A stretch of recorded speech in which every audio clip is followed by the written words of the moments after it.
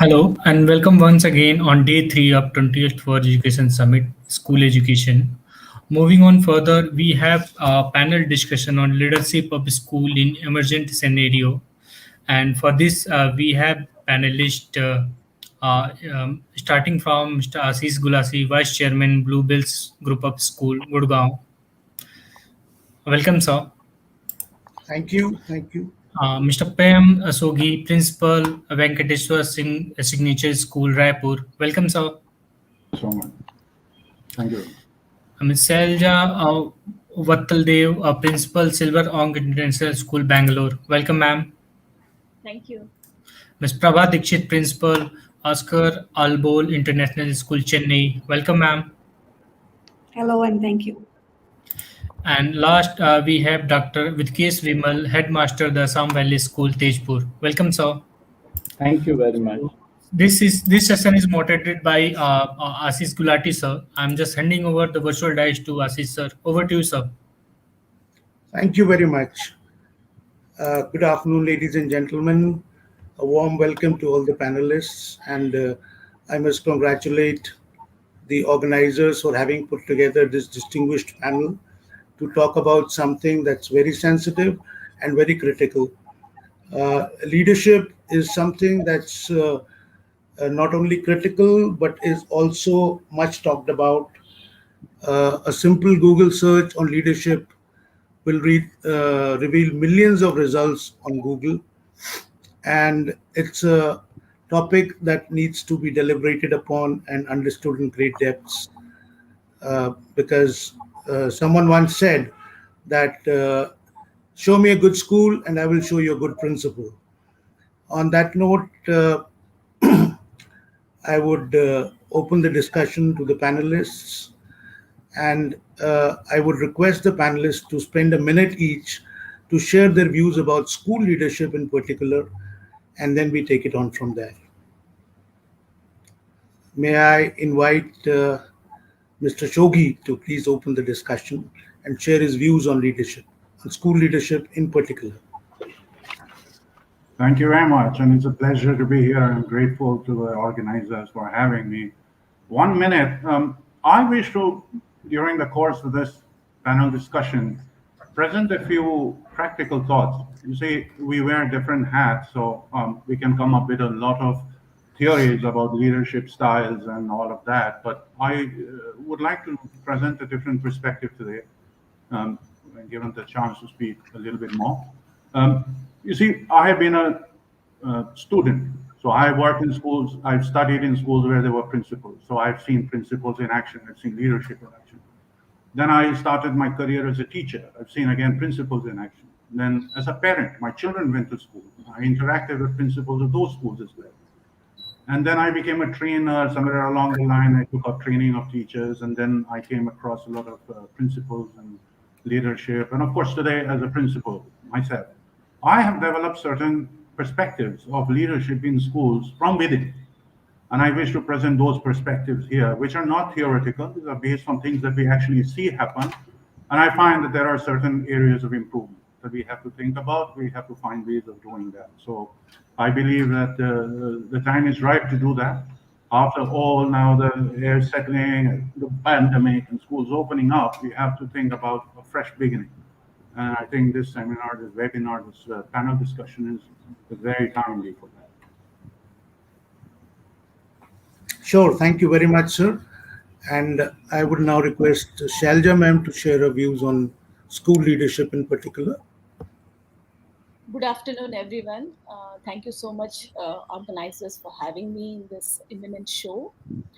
My perspective about leadership is about, it's all about the people, how you bond with the people, and what is that, how you develop the trust factor with the team, and what is shared leadership is what I believe in.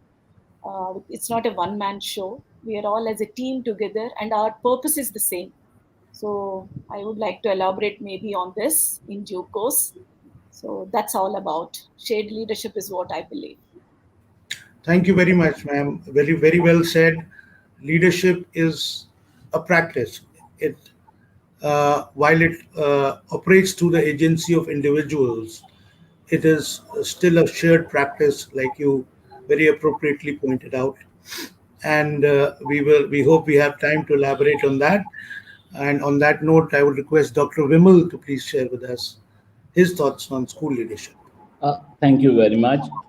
I'll say, school leadership area which is unexplored in this country. If I take Indian context, because what happens, experience is taken into account when you've been promoted or been appointed as school leaders, and people think that experience and training are synonym, and that's why they are limited by their experience.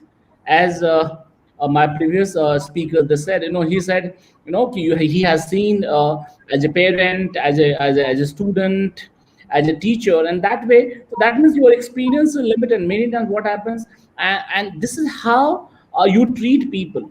And I feel that school leadership, and for that matter any leadership, requires training, and which allows you to navigate through difficult times. It allows you to see different perspectives, and also it allows you to provide solutions based on that training. And I personally feel that as a country, we need to look into school leadership a little seriously, and not just based on experience that people are just going up the order and leading schools and kind of working at that place. Very, very valid point, Dr. Vimal. It's very insightful to hear that experience and training are not synonymous. It takes a certain degree of training and value addition and effort on the part of the agency of a leader to pick up leadership skills and practice leadership as a concept. Uh, it's a point which I hope we'll have time for more elaboration upon. And on that note, I would request Dr. Prabha, uh, ma'am, to please express your thoughts on school leadership.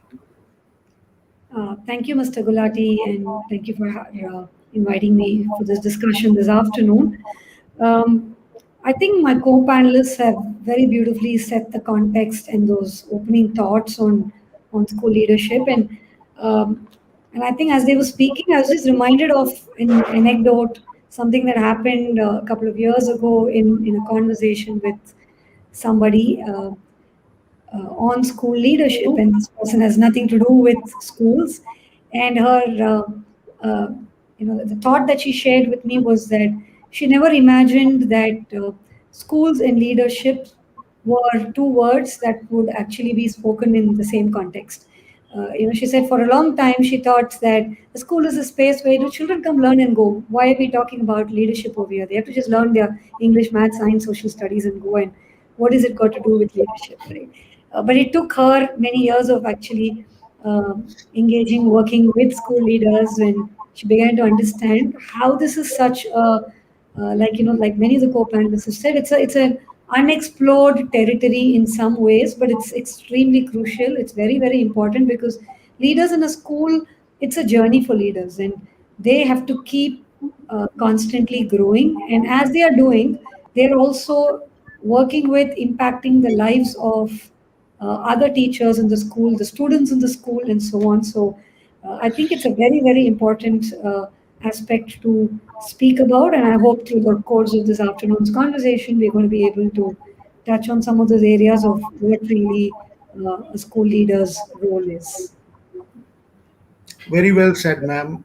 I think uh, with innocent ignorance, some people may tend to see leadership as a set of activities, whereas leadership is something that's a thought process. It's something that is much deeper than a set of activities which pertain to the day-to-day working of the school.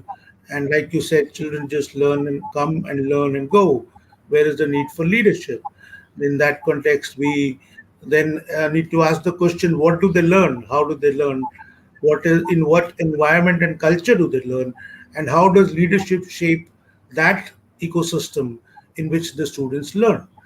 On that note, Let me start by posing a question uh, on how do you think school leadership differs from leadership of other organizations? And I would request any of the panelists to please pick up the thread and elaborate on that. Please, Dr. Vimal.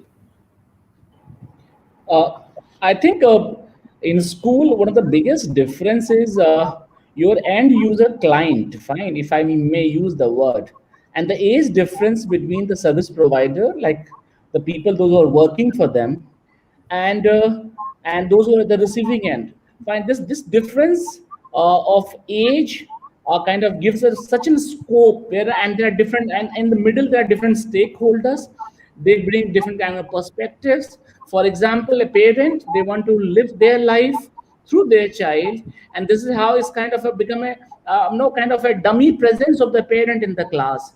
So in other lead, if you look at kind of say in any other organization or any other sector, fine, you are meeting real people. You may be meeting difficult people, but they are of your age. That's why it's become easy to communicate. It's become easy to kind of share things, and you are at the same level.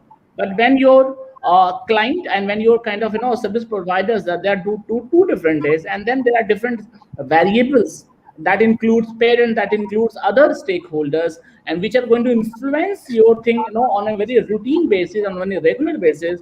It becomes more dynamic, and at the same time it requires huge amount of detailing and understanding of those details. Yeah, that's the context in which the school education operates is very different.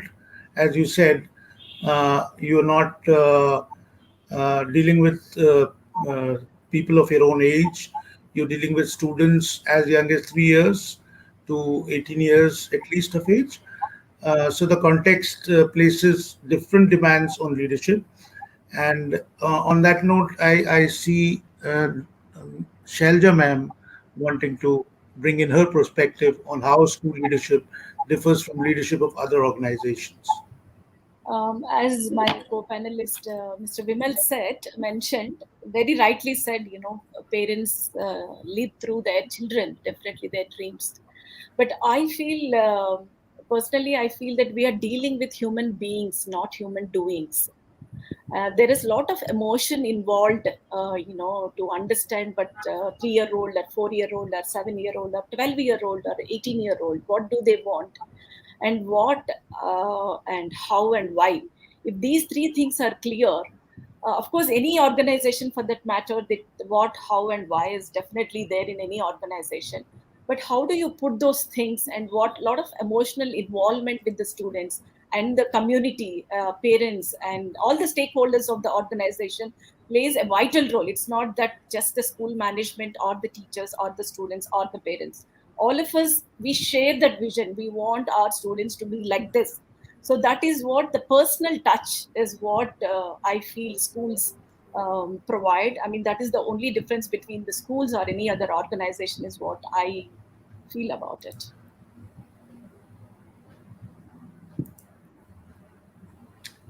Yeah, very well said, ma'am. Thank you very much for that insightful perspective.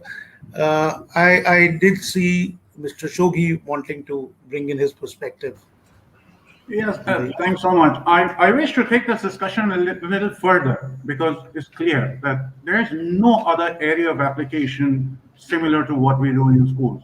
Even in the field of education, you talk about technical education, higher education, nothing ever compares with school education. It has its own priorities, it has its own dynamics, it has its own set of objectives, aims, and it's unlike any other. But then what do we see? We see, for example, in order to run a school, we borrow ideas and concepts from other areas, from other fields, from corporate. For example, you have HRs coming up in schools. Has anybody really thought about what an HR should look like in a school? Because we know how HR evolved in the corporate sector. But what about the school? We have CEOs now in schools. Has anybody really thought, is it based on any kind of knowledge of research or understanding of how these ideas that have evolved in a different setting now come into application in schools? So this is a major problem, and this is one of the things I have noticed from within. Without thinking, we borrow ideas, we borrow processes, we borrow systems, and we put them in our schools. And anyway, the school will run any which way. But then, what does that do? We keep talking about the lowering of the stature and prestige of teachers over the years. The whole concept of guru in Indian civilization, Indian tradition, the guru had a very high station. What happened? Now, a lot of it, of course, is because of the educationists themselves, teachers themselves. But I think this thoughtless approach to leadership in a school, where we just are interested in running things any which way, is also resulting in that. Sometimes the communication, the kind of communication we have with our teachers, the way we address them, they're very curt, they're very black and white. They deserve better. And these are again borrowed from outside. They are borrowed in the vocabulary and the system of communication in the corporate sector, which we have brought into our school. They have no place in our schools for these things. They are different. Our teachers are putting their heart and soul in their work, and they go unappreciated. On top of that, then they have this really dry, drab, and curt, I would say, system that goes with it. So while we understand that our system of education, school education, is very different, but then we also need to understand that we are doing a lot of harm also to our own system and the stakeholders in it. Yes, that's resonates very well with a lot of literature, which is and a lot of research which is going into school education leadership now.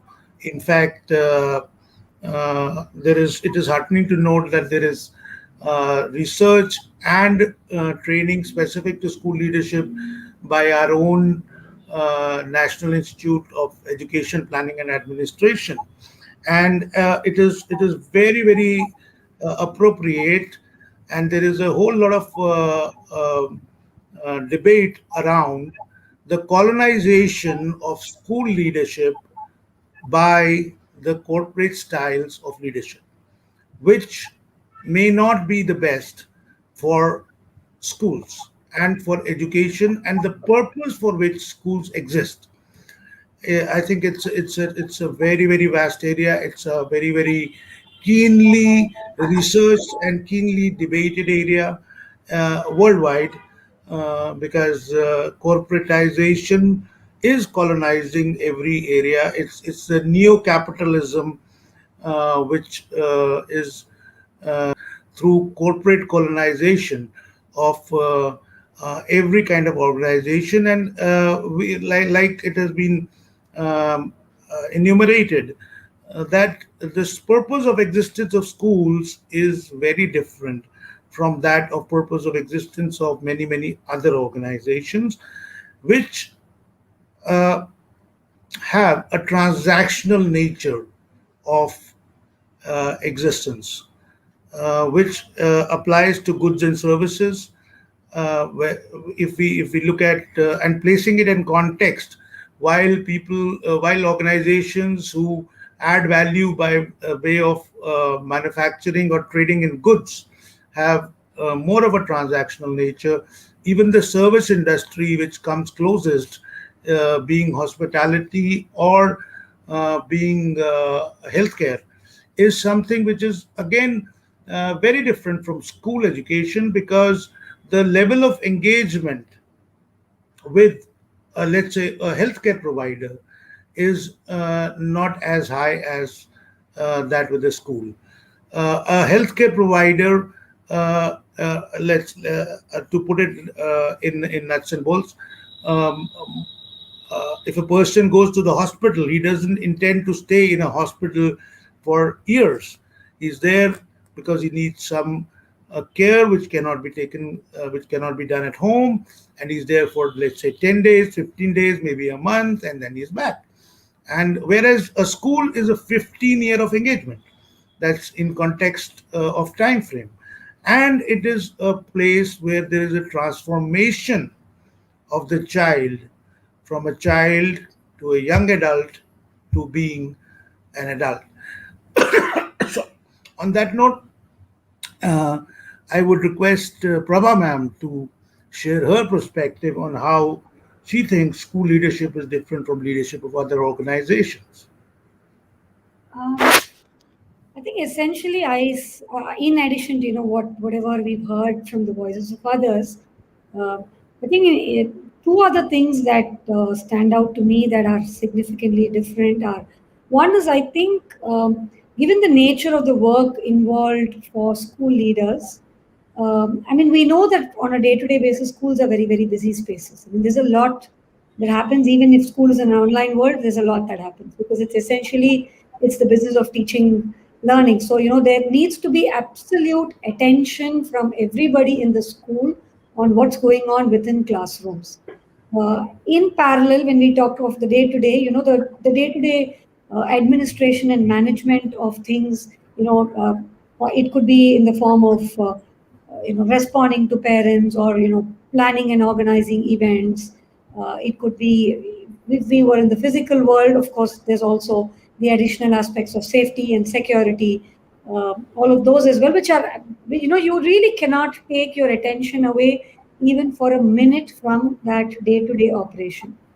But alongside, school leaders cannot lose sight of the longer term vision. So it's essentially one person trying to run two races in two different spaces, and they are both equally important, right? And I think that's a significant difference between, we talk of CXOs and other industries and organizations, and the equivalent of them, the principals and heads of schools, or maybe even the mid-level leaders in a school. They need to have their eye on both all the time, and I think that's a significant difference. The other aspect that's coming to my mind now is the notion of time. Um, uh, education is essentially a necessity. Unlike most other industries, which tends to become, it's nice to have, or it comes in the space of luxury, or any of those. Education and learning are essentially necessities.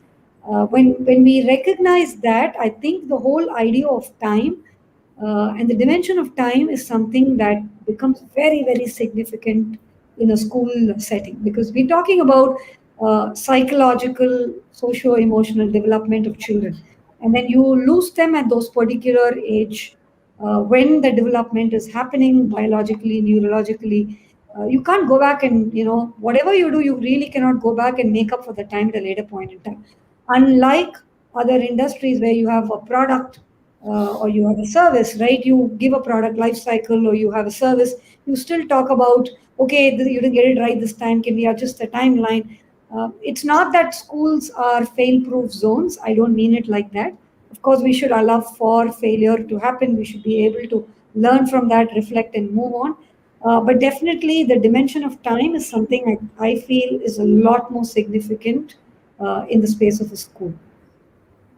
Sure, ma'am. If I may, with your permission, rephrase it, what I heard from you is that the the leadership of a school places immense demand on the agency of the person in the leadership position, with all the expectations of the logistics and operations of the school on one hand, the compliances on the other hand, and the core task of child development as the most significant and the most transformational activity, which makes a school different from any other organization. So, the leadership in schools wear many hats. Um, uh, there is a managerial hat that school leadership wears, and I deliberately use the word leadership because I'll borrow from Selja ma'am. Like she said, it's not a one man show. So it's a teamwork. It's a practice. It's a thought process, and I refrain from using the word philosophy, but it's definitely a lot of thought, and your very being that reflects in your practice as a leader. uh, and it's a multi-layered practice which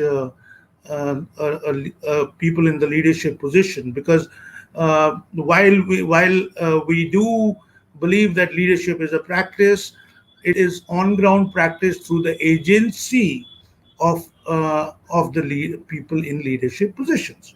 So uh, uh, there's a layering of the person wearing the hat of a managerial transactional leader. There could be a layering of which demands a lot of self development, value addition to self. There is the whole organization dynamics and the dynamics of group and the complexity which operates. There is also the timeline, like ma'am said, is very important. You cannot afford to say, "Oh, I'm sorry, I made a mistake," and maybe you can come to school again.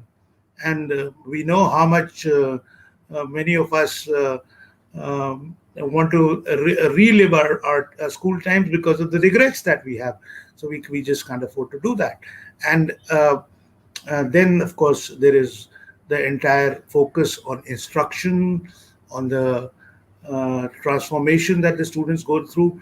And that brings me to the question of what are some of the significant changes in the schools in the last 5 to 7 years. And why I say 5 to 7 years is because the world has changed very fast in the last 5 to 7 years, including the pandemic times, which required us to be very proactive. And what kind of demand do you think this change that you have seen, that you have experienced in the last 5 to 7 years, what kind of demands does it place on the leadership? And I would request Dr. Vimal to take a lead on that uh, string of the Uh, discussion. Thank you very much. Thank you very much for your question. I think awareness and because in last 5 6 years, if I may say, the way information being shared with parents and the way they've been kind of expecting things, and I think I'll take the lead from where the status of teacher as a guru and brahma and that level where you're thinking about kind of it has changed to that no that level to someone who's providing the services, and people start demanding a certain kind of things. So one of the biggest change which I see as a school leader is the approach of parents, where they started demanding. Earlier this demand was limited to a very high end school, but now, if you look at this, demand has come down to, say, in fact, government schools, where the parent bodies are very much demanding the kind of things schools are providing, and they're not taking things at a face value. So that means accountability from the school side and school leadership side. You need to be very much there, and you can't. No, we cannot. No one can afford to be ignorant, and no one can afford to kind of make excuses on that one. That's A.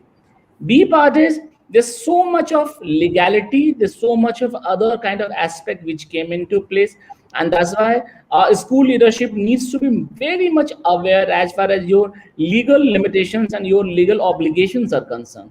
And that's why it's very one can choose to be ignorant about some of the legal obligations 10 years back or 20 years back, but in today's time you need to be very much aware of those things, and compliances are very much aware. The third part I'll say in the last 5 years, to challenge of ever evolving school, and rather than competing with anyone else, is basically to remain relevant in your own way. And that's why to remain relevant you need to compete with yourself, and the focus on say professional development, the focus on ensuring the right kind of culture where people feel non-threatened and people grow. And when I say grow, I'm not only talking about teachers, I'm talking about support staff, I'm talking about everyone, all the stakeholders inside the school, how you grow. Because if they are not growing, your school will not grow. Everyone needs to be on the same page, and because everyone has to understand how the school is functioning, how what are the challenges, what are the expectations. And if the school is not focused on this particular part and is not relevant, they are losing their position in the market, they are losing their position in the society wherever, because every second day, and especially I'm talking from perspective of boarding school, because people come from different parts. Now day schools and good day schools are coming up in every city and every place. Now in that case, if you're not relevant and you don't offer something which others can't offer, then in that case the chances are very high that over the period of time, you will lose that charm and you lose that position and that aspiration. If you're not a school of dream for people, then somehow you're going to lose your position. That's something pushes every school leader to think about it. And you can't be sitting in the masking the glory of the past that I have done this. You need to do something on a daily basis and to remain relevant. Sure, sir. That's very insightful. While we can appreciate the rise of awareness amongst the parent community, and we can look at it in light of increasing social democracy and not electoral democracy, though. But in terms of social democracy, we also need to flag the fact that democracy, so including social democracy, needs a certain kind of deal of maturity uh, in the in the body that demands participation in as a stakeholder, which at times can make the situation very complex, where there are unrealistic demands, but we can nevertheless celebrate the social democratic growth that is happening. Uh, the other aspect which I heard you highlight is the fact that you have to run the treadmill. You cannot rest on your laurels. Is again can be looked at in um, from two aspects. The first aspect is that there is more availability of quality education, which which is happening, but nevertheless, it can also be looked at upon as a hegemony from the corporate world, wherein marketization and market forces uh, make it imminent for schools to take a market approach, which has its own pros and cons. Um, uh, while that's a reality, it is also a reality that the education, the reach of education, is also increasing, and is the quality education is becoming more and more available, which very well resonates with your point about the demands on government-sponsored schools also. And may I request Selja ma'am, you've been very patiently uh, listening to the discussion. May I request you to please share your experience of what are the significant changes that you've seen, and what kind of demands do you think it places on leadership? As my co-panelist, Mr. Vimal, rightly mentioned, that you constantly evolve. You can't rest on your laurels, definitely. But what is that you want for your students end of the year, day, like when they are passing out of your school? So you have an end vision there. So this is what I want my students to be like this. So what is that you want to do? So that becomes like, like I said, shared leadership means shared vision. So what is the vision of the school, and how do we own that vision? Each one of us, each stakeholder has to believe in what school is aspiring to achieve. So that I think we are becoming more informed about it as parents, as students, as teachers, as management, or all of us together we work towards that. So that's the biggest change I have seen it as a parent, as a student, and then as a teacher, as a coordinator, and as a principal right now. So I have seen all the roles, every time we come up with something, you can't rest, you need to constantly upskill yourself. Okay, then when we are working on the professional development, so our teachers are taking it, and again they are bringing it back to the school and passing it on to their colleagues. So once they understand something which is really benefiting the large community in the school, so how do we share it with others? So we all have the same purpose. We all have the same purpose. So end of the day, our commitment is towards the students, benefit. So how do we work towards it? So that's major change. Everybody is able to visualize what we want and how we want and why we need all these three things together. So that is the biggest learning for me entire my journey. And more than that, creating a kind of comfort and trusting the people when you are delegating the work. Of course you are responsible and accountable as a head of the school, but when you are, as I said, it is not one man show. All of us have to work to go together to achieve those common goals. So that is where I feel, each and every part of the organization or all the stakeholders come together, understanding together, and giving their best to achieve those common goals is what I really appreciate all the teachers as well as the management for trusting the team and giving all the resources and the support.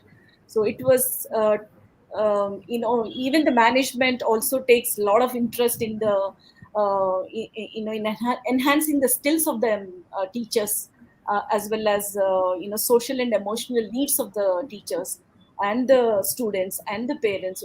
Even if we receive any concern from the parent, where is it coming from, we are trying to empathize and understand and see how we can work together as a team.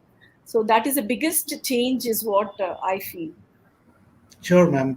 May I request Mr. Payam Shogi to share his perspective on this? Thank you, sir. I think one of the things that's very clear that over a period of time has changed is our affinity for involving technology in our work. And by extension, we've become more creative, more innovative. So technology is an aid for outpouring of innovation and creativity, which got accelerated during the pandemic. So we were totally dependent on, and the entire affinity towards technology percolated to the lowest levels that you could imagine inside the school.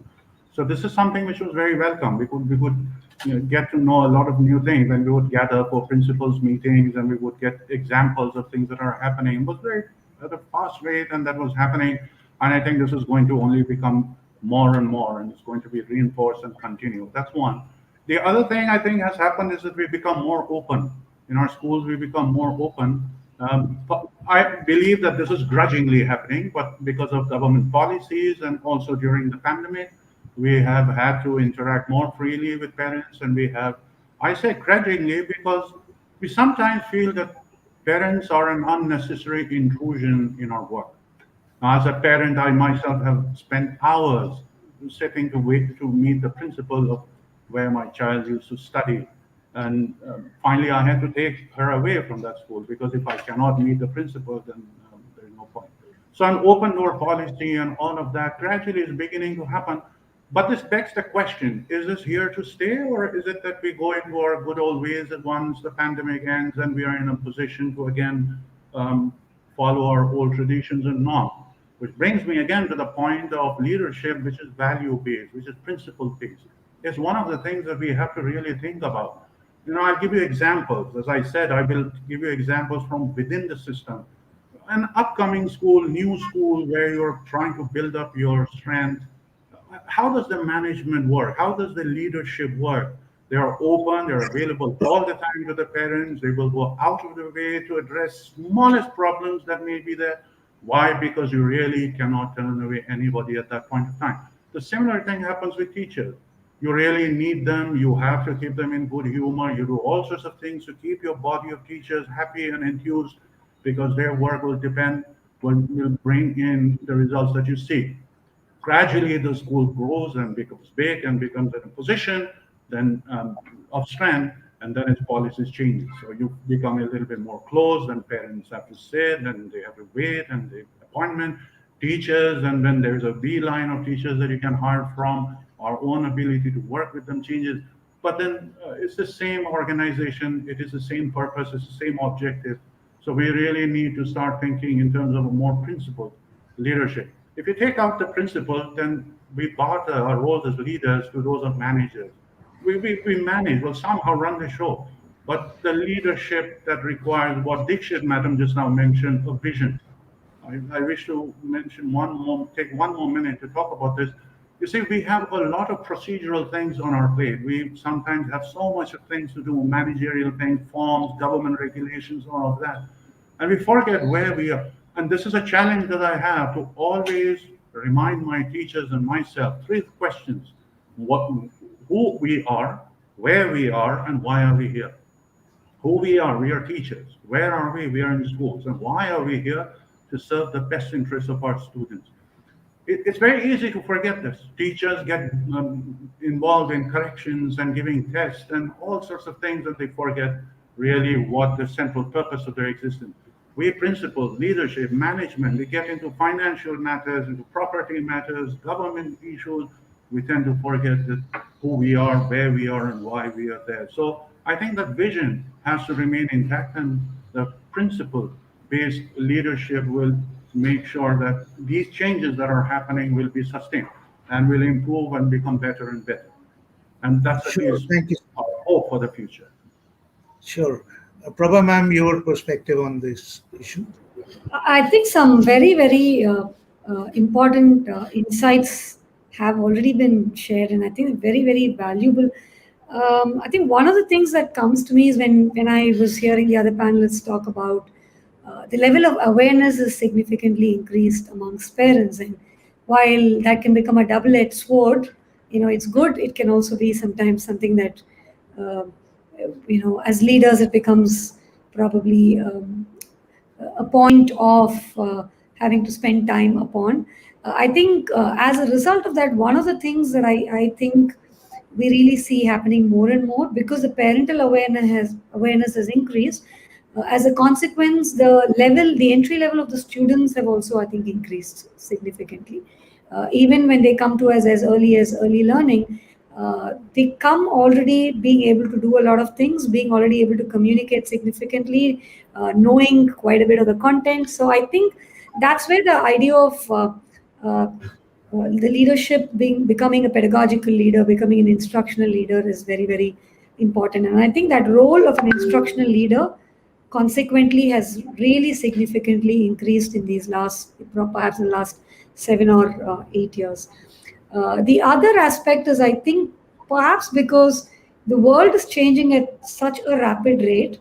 Many a times, sometimes, over a weekend, when I open the Mint paper to read, there's an article about something. Sometimes I have to go back and actually look up on Google to say, okay, what is this new designation, profession, area of work they are talking about over here? I mean, it's changing so fast that sometimes for us to even get that information, I think it takes several months. And then we begin to recognize to say, oh my God, there's even such a line of work today.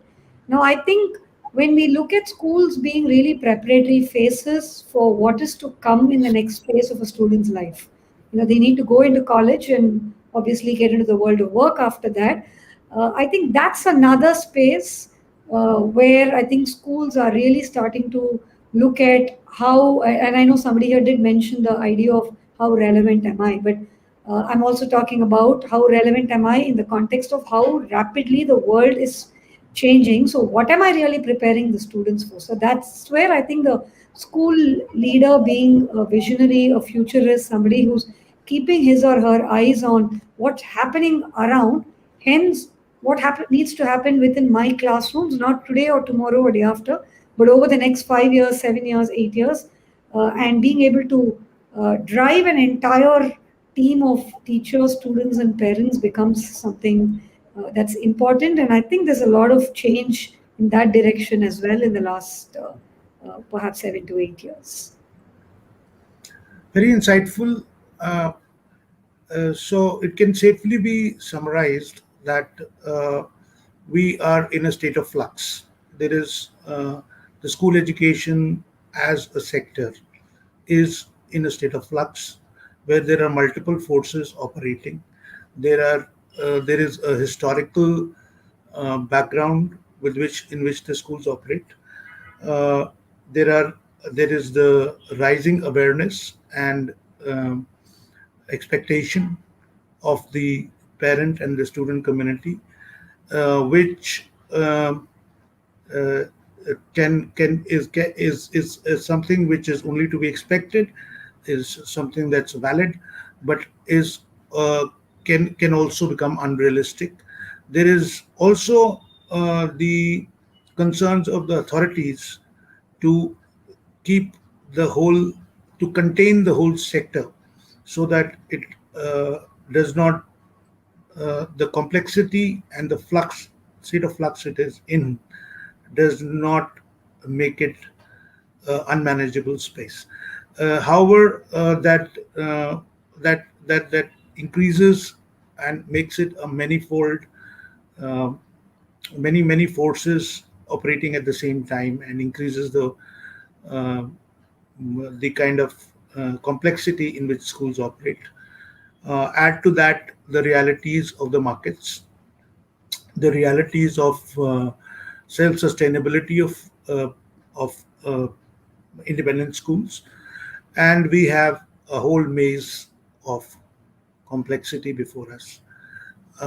The other aspect of uh, the school um, um, being an essential service which operates every day in a very planned and rather tight schedule is another challenge, uh, which places a mammoth amount of demand on the leadership, and that demand is also to navigate through the complexity of the flux in which the schools are today. I have I'm keeping a tab on the time, and we have it's already 3:23, and I was told that I have time up till 3:30. Although I would like to extend this discussion by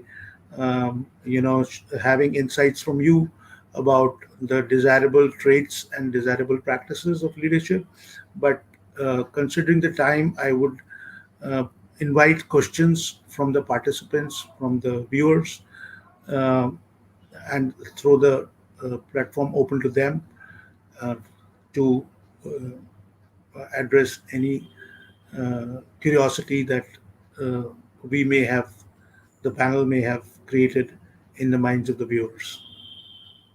May I request the organizers to allow for questions from the audience?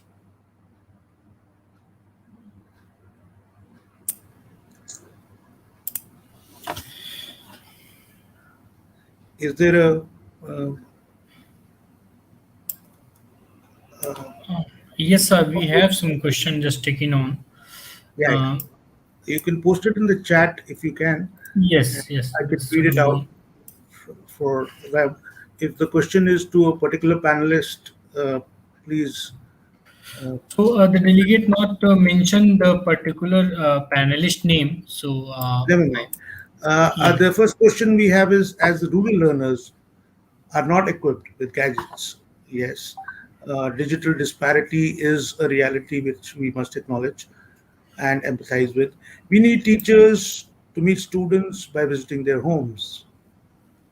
Yes, I mean, if it is possible, why not? I don't think there can be any two ways about it. Your expectation, um, yeah. This the other question is, good idea to start thinking about startup at school level. I haven't really been able to understand this question. Good idea to thinking about startup at school level. Startup, well, most schools start up in a greenfield manner. We haven't come to a point where there is much of acquisition happening in schools. So there is schools are most of them are startups. Yes, you're right. Uh, that's my understanding of the question. Any of the panelists may want to respond. Uh, yeah, please keep posting the questions. If there are any. So these two relevant question I just find in the chat group. Okay, others are rather than discussion and suggestion rather than a question. Yeah, So we can finish it from here onward.